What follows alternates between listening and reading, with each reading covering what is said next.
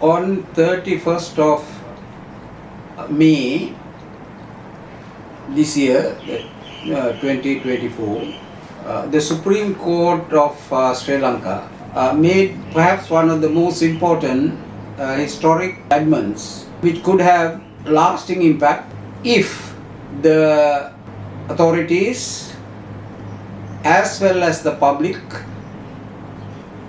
take proper notice of the decision in this important case. The case was relating to an incident from Imadua police station where a group of policemen visited the house of a man with the view to take him into questioning. However, the needed suspect was not at home, so the police, instead of the man, got his young wife, 21 years old, who also had an infant she was taking care of in a van, together with also the man's mother, and brought them to Colombo for the purpose of getting at the man.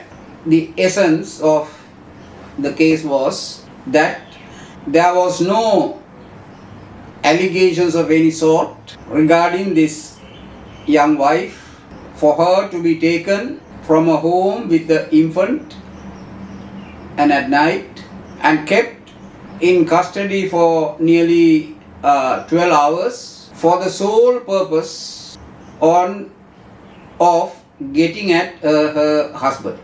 While there are many details about this case, it is not the various versions that are given by the police as excuse that matters, or the version given by petitioner, who was the wife of this man.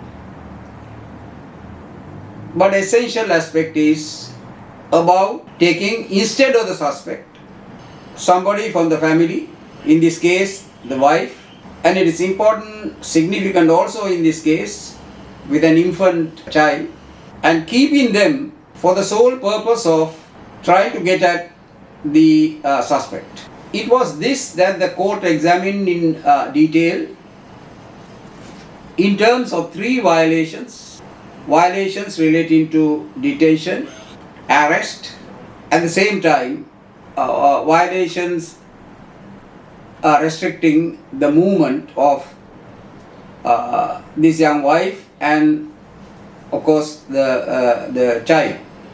The significance of this case is that the court, I think in one of these rare judgments, has concentrated its effort more on the liability of superior officers who were directing this operation and found them to be responsible for violations of the rights of this lady, and further they have also ordered compensation to be paid by the two superior officers who were directing the operation and who were supervising the operation and was responsible for the operation. The two officers were first the 13th respondent in this case, Neville Silva of the Colombo Crime Division, and also A. Metanand, the Chief Inspector of the Colombo Crime Division. Important part of this judgment is the findings of the court, which are expressed in following: all superior officers vested with the supervisory authority have a special duty to make certain that their subordinates act within the bounds of their legal mandates. Superior officers cannot give orders or instructions to investigate and thereafter fall asleep on the wheel. It is their duty to closely supervise and scrutinize the conduct of those officers placed under their supervision. Now, in that paragraph, the supervising officers' duties relating to their subordinates in order to ensure that the subordinate act only within their legal mandate. Now, this is from a Sri Lankan context, enormously important emphasis, because very often there is some kind of a practice or belief that once you are engaged in a police duty, you can do whatever you like in order to achieve the orders that you are supposed to carry out. The idea that officer has to act purely and only on the basis of their mandate and they are simply limited by this is very much forgotten concept in Sri Lanka.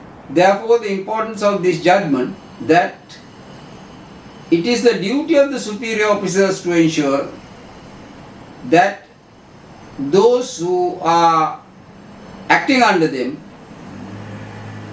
are well instructed and supervised to see that they act within their mandate only.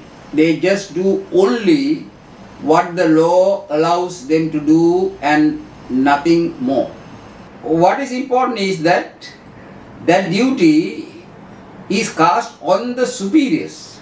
The superiors don't have the right to say, well, the inferior has done, the subordinate has done something wrong, the subordinate is responsible for that, and I am not responsible for that.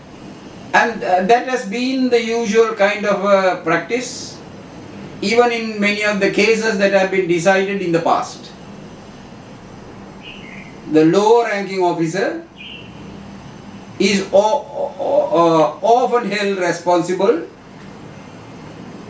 However, the one who directs the operation, one who has the supervisory capacity for directing the subordinates, are being discharged of any obligation.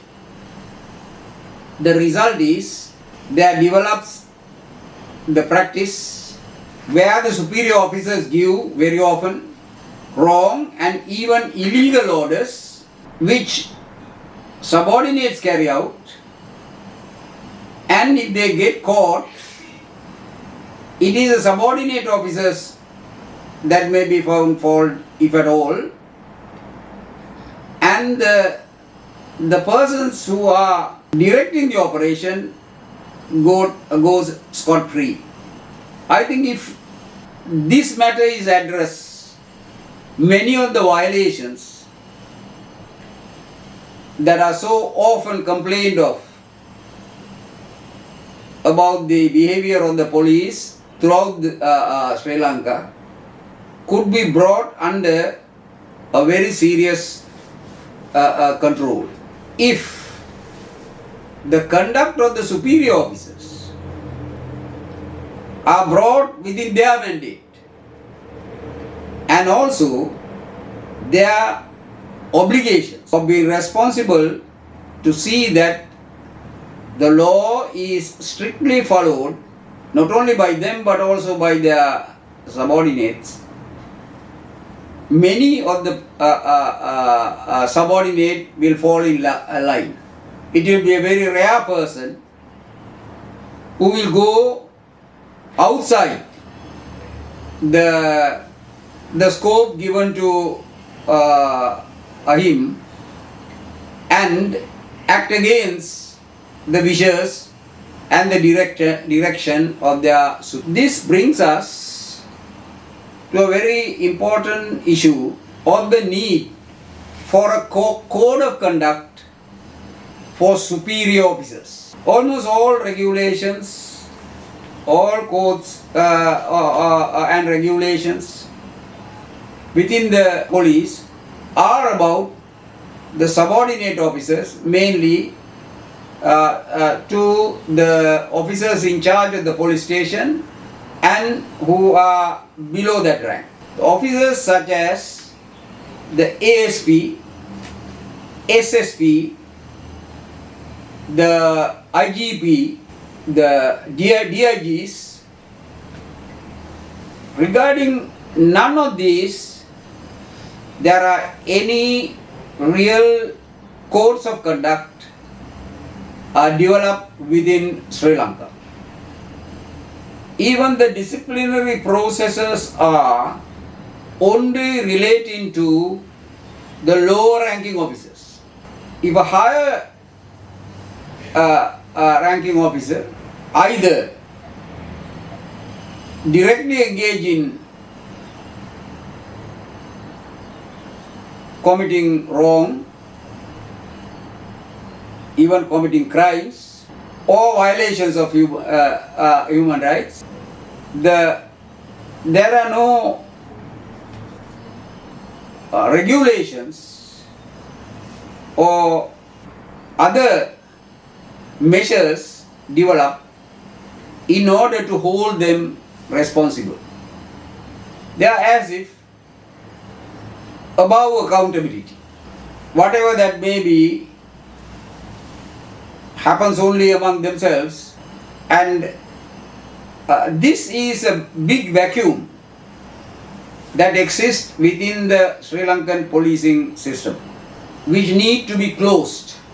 It is the superior officers that are really responsible if the system has gone so low as this. Blaming the inferior level doesn't stand up to common sense, even looking from the point of view of any other employment. The very idea of supervision, having a certain ranking, is to ensure that those who are of a higher rank controls the operation and make sure that the operation is conducted according to the manner it should be conducted.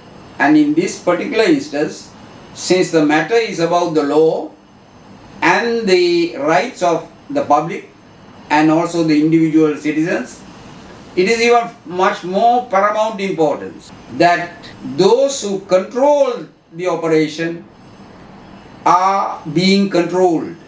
I think this case has touched the core of the problem of the Sri Lankan policing, and therefore it needs to be subjected to further public discussion and a demand rising from all concerned persons that consensus be arrived at in developing a strict code of conduct for superior officers within the police station.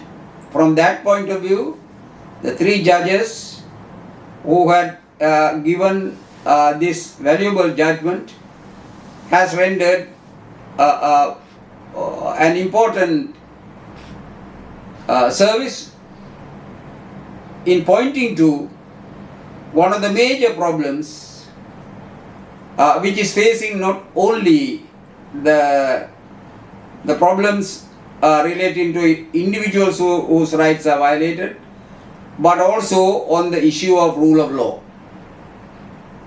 The major culprits against the rule of law are the superior officers of the police in Sri Lanka.